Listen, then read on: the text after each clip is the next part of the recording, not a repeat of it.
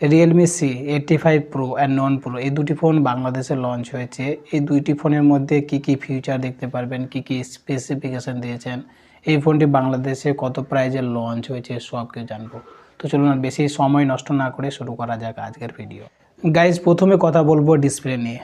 নন pro ফোনটিতে display দেখতে পারবেন 6.8 inch HD+ LCD display, 144 hertz refresh rate দিয়েছেন, 1200 নিট হাই ব্রাইটনেস মোড দেখতে পারবেন। আর প্রোতে দেখতে পারবেন 6.8 inch full HD+ AMOLED display দিয়েছে, 144 hertz refresh rate, 4000 nit peak brightness mode দেখতে পারবেন। গাইজ প্রো আর নন প্রোর মধ্যে কি ডিফারেন্স রয়েছে? প্রোতে AMOLED ডিসপ্লে দেখতে পারবেন আর নন প্রোতে LCD ডিসপ্লে দেখতে পারবেন। প্রোতে পিক ব্রাইটনেস মোড বেশি রয়েছে, 4000 নিট পিক ব্রাইটনেস মোড দেখতে পারবেন, আর নন প্রোতে 1200 নিট পিক ব্রাইটনেস মোড দেখতে পারবেন। এরপরে কথা বলবো গাইজ ব্যাটারি নিয়ে। উভয় ফোনেতে 7000 mAh এর একটি টাইটান ব্যাটারি দিয়েছেন, 45 ওয়াটের সুপার VOC ফাস্ট চার্জিং দেখতে পারবেন। রিয়েলমি বালা ক্লেম করছে এই সিরিজের সবচেয়ে বড় আকর্ষণ হলো এখানে 7000 mAh এর একটি পিক ব্যাটারি দিয়েছেন এবং 45 ওয়াটের একটি ফাস্ট চার্জিং দিয়েছেন। ফোনের ব্যাটারি ব্যাকআপ ভালো দেখতে পারবেন।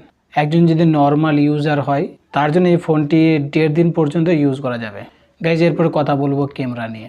ওই ফোনেতে ক্যামেরা দেখতে পারবেন 50 মেগাপিক্সেল AISO একটি মেন ক্যামেরা দিয়েছেন আর 8 মেগাপিক্সেল একটি সেলফি ক্যামেরা দেখতে পারবেন। উইথ AI ভিত্তিক এডিটিং টুলসও দেখতে পারবেন। গাইজ ফোনের ক্যামেরার কোয়ালিটি অসাধারণ রয়েছে, 1080p 30fps এর সাথে ভিডিও রেকর্ডিং করতে পারবেন।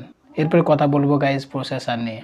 ওই ফোনেতে প্রসেসর দেখতে পারবেন কোয়ালকম স্ন্যাপড্রাগন 685 একটি মোবাইল প্ল্যাটফর্ম চিপসেট দিয়েছেন।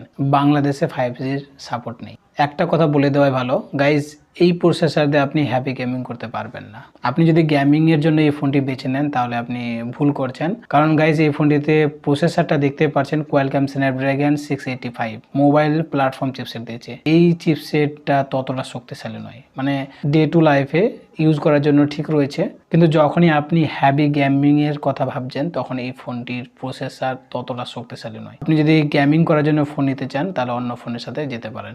তবে হ্যাঁ, টাইম পাসের জন্য 1 ঘন্টার মতো আপনি ফ্রি ফায়ার পাবজি গেম অনায়াসে এই ফোনটিতে খেলতে পারবেন। এই ফোনে ওয়েটটাও একটু বেশি রয়েছে, ফোনটি ধরতেও হ্যাভি মনে হচ্ছে। এখানে 215 গ্রামের ওয়েট দেখতে পারবেন আর থিকনেস 8.2 mm এর রয়েছে। তবে গ্যাস এখানে IP68 রেটিং দিয়েছেন, মানে জল ধুলো থেকে ফোনটিকে রক্ষা করবে। এটা একটি ভালো দিক দেখতে পেলাম। ফোনটি Android 15 ভিত্তিক রিয়েলমি UI 5.0 তে চলবে।